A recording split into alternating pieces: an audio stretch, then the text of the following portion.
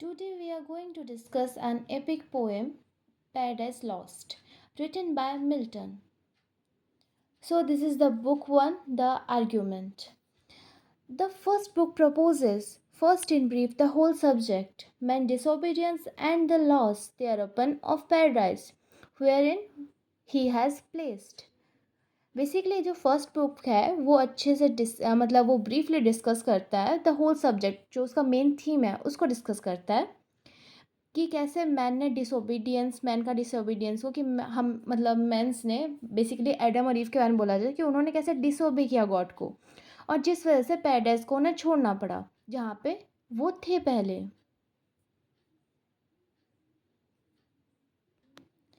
Then touches the prime cause of his fall, the serpent, or rather Satan is the serpent, who revolting from God.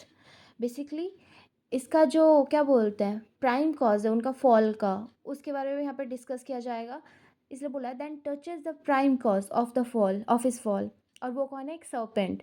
Basically वो Saturn है जो एक serpent के रूप में गया था ईव को वो फल खाने के लिए मजबूर करने के लिए. ठीक है, यहाँ पे बेसिकली दो मेन कैरेक्टर है, एडम और ईव. और ये जो फर्स्ट बुक में बेसिकली पूरा फोकस सैटर्न के ऊपर दिया गया है, तो यहाँ पे हमें एडम ईव नहीं मिलेंगे, यहाँ पे सिर्फ हमें सैटर्न मिलेगा.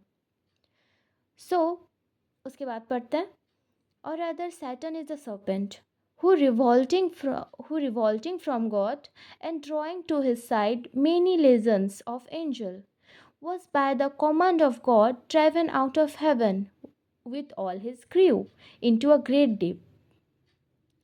सो ये जो सैटर्न थे ये गॉड के खिलाफ रिवॉल्ट कर रहे थे, मतलब वो गॉड के खिलाफ वो लड़ रहे थे, और उन्होंने 1/3 एंजल्स को भी अपने साइड पे कर लिया था.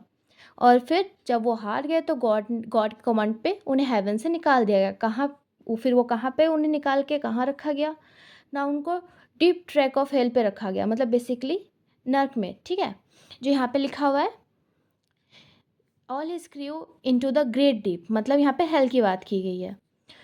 Which action passed over, the poem has into the midst of thing, presenting Saturn and his angels now fallen into hell. Basically ये जो पोएम है ये मिडिल से स्टार्ट होती है. यहाँ पे हम लोग को एडम ईव का पूरा स्टोरी फर्स्ट से नहीं दिखाया जाता, वो आता है ऑब्वियसली बट वो बीच में आएगा. लेकिन ये जो है वो मिड से बीच से स्टार्ट हुआ है कि सैटर्न अभी वहाँ पे गिरा हुआ है हेल में, वहाँ से ये पोएम मतलब दिस एपिक पोएम स्टार्ट्स. ठीक है, सो not in the center. For heaven and earth may be supposed at yet not made, certainly not yet accursed. Basically bracket में, तो उसके बाद पढ़ते हैं सेंटर से यहाँ पे कनेक्ट करना है. ओके, डिस्क्राइब करेंगे yet not in the centre but in the place of utter darkness, flitteriness cause choas. Choas means destruction. Here Satan with his angel lying on the burning lake, thunderstruck and right? Astronist. Basically यहाँ जो Saturn है अपने angels के साथ वो burning lake पे, जो lake of fire है वहाँ पे वो पड़ा हुआ है. वो कॉन्फ्यूज़ है, वो बहुत चक्का हुआ है कि भाई क्या हो गया, ऐसे वहाँ पे वो पड़ा हुआ है. Here Satan with his angel lying on the burning lake, thunderstruck and astonist. After a certain space, recover. कुछ टाइम के बाद वो रिकवर होता है. As from confusion, call up him who next in order and dignity lay by him. जब वो थोड़ा सा होश में आता है वो सबसे पहले किसको बुलाता है? जो ऑर्डर और डिग्निटी में उसके बाद है, बेसिकली बेल्जियम को बुलाता है. They confer of their miserable fall, और उन लोग अपने मिजरेबल फॉल मतलब उन लोग कैसे हेवन से अर्थ गिरे उस बारे में उन लोग का थोड़ा डिस्कशन चलता है पहले बेल्जियम से. They rise their number array of battle, their chief leader name, according to the ideal known afterward in Canaan and the country adjoining. तो बेसिकली उसके बाद वो जो बाकी लोग हैं उनको भी वो बुलाते हैं. ठीक है, और उनके अब सैटर्न जो है वो तो उन लोग का लीडर है, उसके बोलने पे सब जितने फॉलन एंजल्स हैं जो वहाँ पे पड़े होते हैं वो सब क्या करते हैं? उठने लगते हैं, और फिर उन लोग सब अरेंज हो जाते हैं. ठीक है, और उसके बाद to this Saturn direct his speech, उसके बाद सैटर्न अपना स्पीच देता है. Comforts them with hope yet of regaining heaven, but tell them lastly of a new world and the new kind of creature to be created. तो उसके बाद Saturn अपना एक स्पीच देता है और उन्हें बोलता है कि हम वापस से हेवन जीत लेंगे, तुम लोग ना टेंशन मत लेना। और फिर वो बोलता है उसको, लास्ट में वो बोलता है कि पता है एक नया वर्ल्ड बनाया गया है गॉड लोग के द्वारा, और वो एक प्रोफेसी किया गया है, मतलब हेवन से एक रिपोर्ट आया है कि ऐसा कुछ वर्ल्ड बनाया गया है जहाँ पे ऐसे क्रिएचर है जो हमारे जैसे हैं। तो फिर उन लोग क्या करता है, to find out the truth of the prophecies and what to determine there on he refer to a full council. तो बोलता है कि हम लोग को पूरा जानना हो इसके लिए उसको एक ध्यान में बैठना पड़ेगा। वो बोलता है कि उसके लिए सब फुल काउंसिल चाहिए। What his associates thence attempt. Pandemonium, the place of Saturn rise, suddenly built out of the deep. उसके बाद उन लोग बात करते हैं कि ठीक है अभी एक काउंसिल पे हम लोग बैठेंगे, बातचीत करेंगे। उसके बाद सैटर्न थोड़ा सा ध्यान में जाता है, फिर वो सोचता है कि मतलब अपने पावर से वो पता करता है क्या हुआ है क्या नहीं। उसके बाद वो क्या बोलते हैं, ये सब करने के लिए पहले उन लोग को जगह चाहिए ना, उन लोग तो हेल में पड़ा हुआ है। तो सबसे पहले उन लोग पेंडामेनियम पेंडिमोनियम पेंडिमोनियम उन लोग सबसे पहले बनाता है, जो बेसिकली सारे जो ये रहते हैं फॉलन एंजल्स वो मिलके बनाते हैं। बट मोस्ट प्रोबेबली उसका आइडिया और बनाने का सारा जो चीज़ है वो सब बताता है मुल्सिवर, क्योंकि वो एक आर्किटेक्ट है। ठीक है, वो हेवन का आर्किटेक्ट है, तो वही हेल्प करता है पेंडिमोनियम बनाने में। This word is very important. So उसके बाद क्या होता है, the infernal peers their seat in council. उसके बाद जो वो फॉलन एंजल्स होते हैं वो वहाँ पे काउंसिल पे बैठते हैं। ठीक है, तो इसके बाद ये तो क्या बोलते हैं, 126 लाइन ये इन्वोकेशन है जहाँ पे वो म्यूज़ को इन्वोक करते हैं और कहते हैं कि म्यूज़ आपको ही गॉड ने बताया है, जब आप ये जो सीक्रेट टॉप ऑफ ऑरेब में थे, तो मतलब आप जब ये, तो कहता है कि आप जब क्या बोलते हैं ये सेफर्ड बकरियों को चराने गए थे, उस टाइम आपको जो नॉलेज मिला था बेसिकली कि वर्ल्ड कैसे स्टार्ट हुआ, जो आपको ज्यूस ने कहा था वो तो किसी को नहीं पता। तो आप प्लीज़ हमें गाइड कीजिए जैसे कि हम इसको अच्छे से लिख सकें।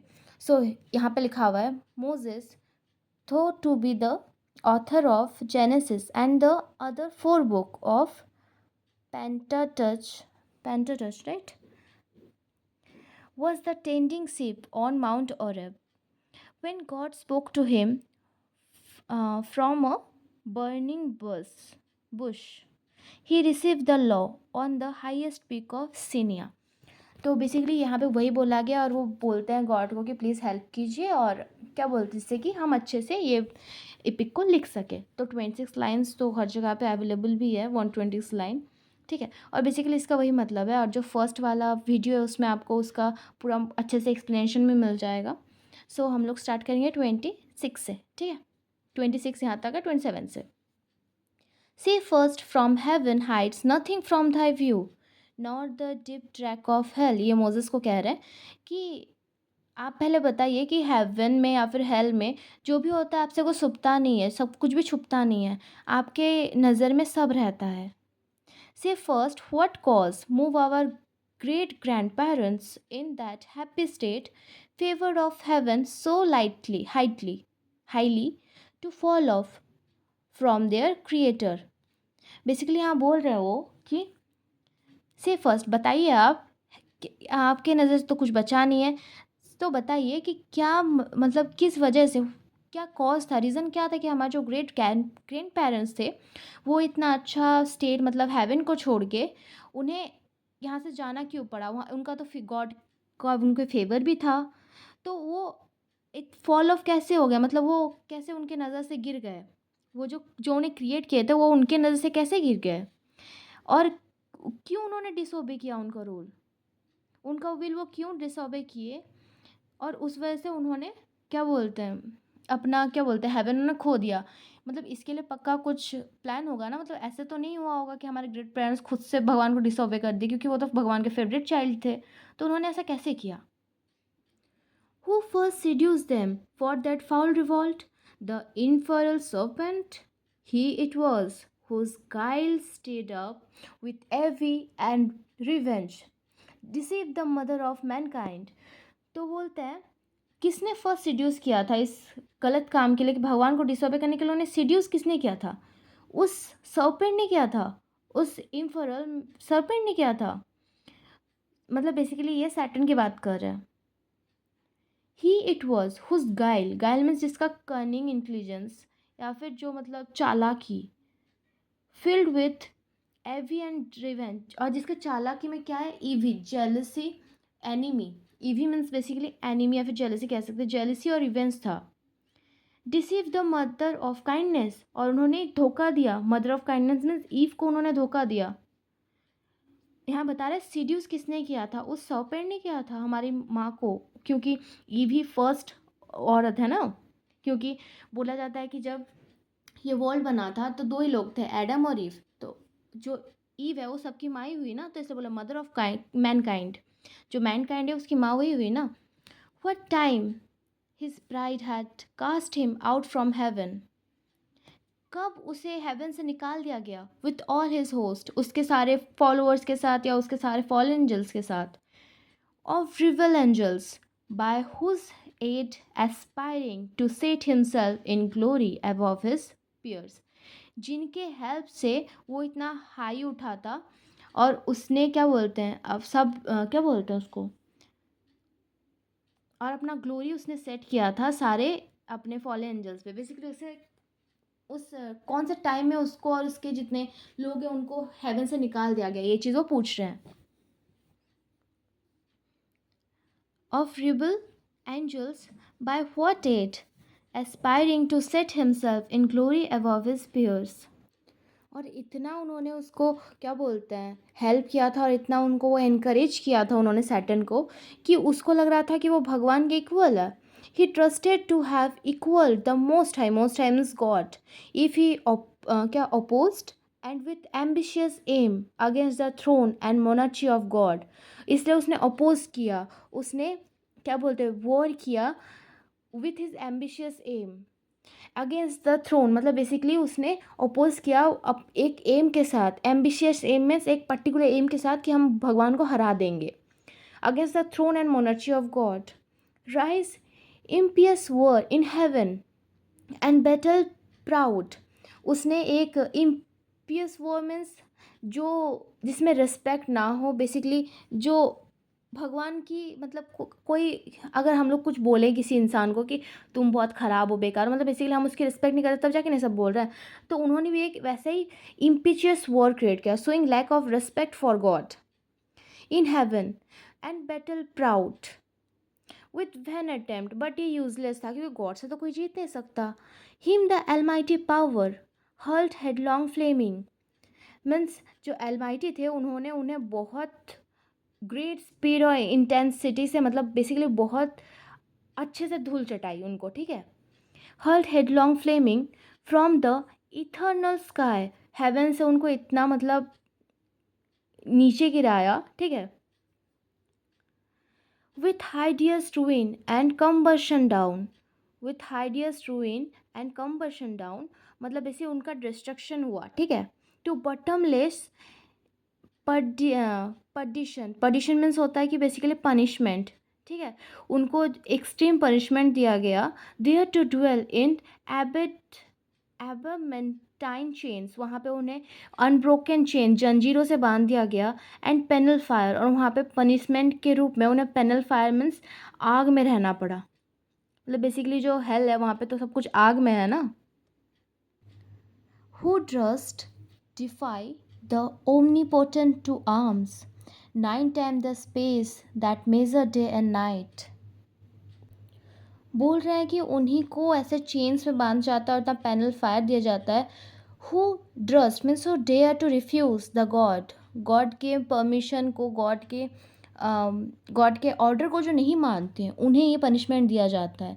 9 time the space that measure day and night, basically यहाँ पे डिस्टेंस बताया जा रहा है कि 9 टाइम द स्पेस, बेसिकली उन्हें हेवन से हेल में भेजा जा रहा है, मतलब फेंका जा रहा है।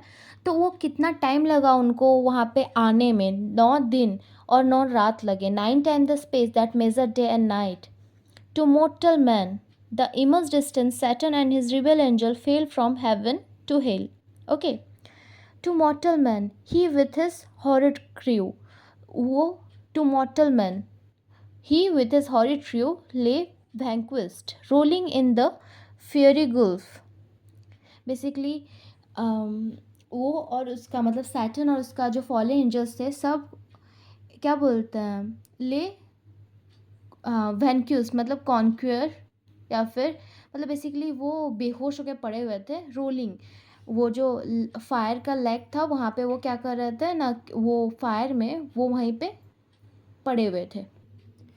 फेरी गुल्फ को हम बोल सकते हैं कि जो डेंजरस प्लेस बेसिकली हेल को कहा जा रहा है, ठीक है. Confounded though immortals but his doom, मतलब वो इमोटल है, वो मर नहीं सकता, इसलिए उसके फ्यूचर ने confounded though immortal but his doom reserved him to more wrath, उसके फ्यूचर में और भी बहुत ज़्यादा क्या बोलते हैं बर्बादी लिखी हुई है. टू वॉर मतलब वेरी ग्रेट एंगर, उसके फ्यूचर में और भगवान का गुस्सा सहना लिखा हुआ है, उसके साथ और बर्बादी उसकी होनी लिखी हुई है. For now the thought both of lost happiness and lasting pain, basically वो जो थॉट है अभी उसका, वो एक तो उसका है कि उसके सारे हैप्पीनेस चले गए क्योंकि वो भी हेल में पड़ा हुआ है, और जो ये पेन उसे मिल रहा है अभी उसको लाइफ मतलब उसकी जब तक वो है, क्योंकि वो तो कभी मरेगा नहीं, वो तो इमोर्टल है, तो उसको लाइफ टाइम ये पेन मिलने वाला है. torments him round he through his belful eyes. Baleful means basically होता है डिस्ट्रक्टिव या फिर हार्मफुल. तो बेसिकली क्या होता है, वो क्या करते हैं कि जब देखते हैं ये सब चीज़, जब उसे टॉर्चर करता है कि उसका लॉस्ट हैप्पीनेस और लास्टिंग पेन का, जब उसे लगता है कि मेरा हैप्पीनेस भी चला गया और मुझे अब हर पूरा लाइफ ऐसे ही पेन में रहना पड़ेगा, वो सब उसे टॉर्चर कर रहा होता है, तब वो क्या करता है, वो अपना डिस्ट्रक्टिव आँख मतलब वो बेसिकली देखता है कि उसके पास में कौन कौन है. ही थ्रो हिज आइज, मतलब baleful eyes means destructive harmful eyes, that witness huge affliction and dismay mixed with obdurate pride and steadfast hate. जब वो देखता है तो उसे क्या दिखता है कि हर तरफ सैडनेस है और डिसअपॉइंटमेंट है, क्योंकि सभी वैसे ही कॉन्फ्यूज वे में पड़े हुए हैं. Mixed with obdurate pride and steadfast hate, और उसके साथ साथ उसमें एक फीलिंग है, ज़िद्दीपना है कि उसमें प्राइड अभी भी बाकी है, और वो ज़िद्दी प्राइड है कि वो ख़त्म नहीं हुआ, कि नहीं मैं फिर से लड़ूंगा, वो वाला उसमें है. एंड स्टेडीफास्ट हेट मतलब उसका जो नफ़रत है वो भी ख़त्म नहीं हुआ है, उसका जो हेट है वो ऐसा है, अनविलिंग है, वो उसे खुद ही चेंज नहीं करना चाहता. At once as far as angels ken he views the dismal situation waste and wild, a dungeon horrible on all sides round, as one great furnace flamed, yet for those flames no light, but rather darkness visible. Basically बोला जा रहा है कि जब वो angel सब वो देखते हैं, मतलब जो सैटर्न है वो जब देखते हैं आसपास में क्या हाल है, तो वो क्या होता है कि वो और डिप्रेस्ड हो जाते हैं सिचुएशन को देख के, और सोचते हैं कि अब और कोई मतलब सब कुछ बर्बाद हो गया है, ठीक है. उनको कोई होप नहीं दिख रहा होता है. वहाँ पे एक लाइट होता है बेसिकली, वो एक लर्ज और बहुत ज़्यादा गर्म एक फायर का ऐसा बड़ा वाला ये रहता है, इसमें फायर जल रहा होता है, मेल्ट हो रहा होता है, बट उसमें जो लाइट हो रहा होता है उससे उसे फ्लेम नहीं मिलता, उससे उसे क्या दिख रहा होता है कि उसे डार्कनेस जो है वो विजिबल हो रहा होता है. मतलब बेसिकली वो बोलना चाहिए कि होप ख़त्म हो गया है. As one great furnace flamed, yet from those flames no light, but rather darkness visible, served only to discover sight of woe. Reasons of sorrow, doleful shade, where peace and rest can never dwell, hope never come. ये सब जो है वो सब देख के वो बस मिजरी और सफरिंग ही हो रहा होता है, सॉरो हो रहा होता है उसे, ठीक है. वो चीज़ मतलब वहाँ पे देख के, ठीक है, रीज़न ऑफ सॉरो डलफुल शेड, वो ऐसा जगह होता है ना जहाँ पे रीज़न मतलब जो राजत्व होता है वो दुख मतलब बेसिकली वहाँ पे सौरो ही राज करता है, ठीक है। वो जगह में सौरो ही रहता है, वहाँ पे खुशी कभी जा नहीं सकती। वहाँ पे अनहैप्पी सेड्स हैं, सैड सेड्स हैं, मतलब जो लोग हैं वो हमेशा सैड रहते हैं। वहाँ पीस रेस्ट कभी रह ही नहीं सकता, और हो पाने का तो कोई चांस ही नहीं है। तो अगली वीडियो में हम पढ़ेंगे यहाँ से, ठीक है। तब तक के लिए ध्यान रखिए, टेक केयर। और अगर आपको वीडियो में कुछ भी लगा हो कि कहीं गलत है तो आप मुझे बता सकते हो कमेंट में। और तब तक ध्यान रखिए और सब्सक्राइब कीजिए, जैसे कि ये भी जो पार्ट आने वाला है वो आपको मिल जाए।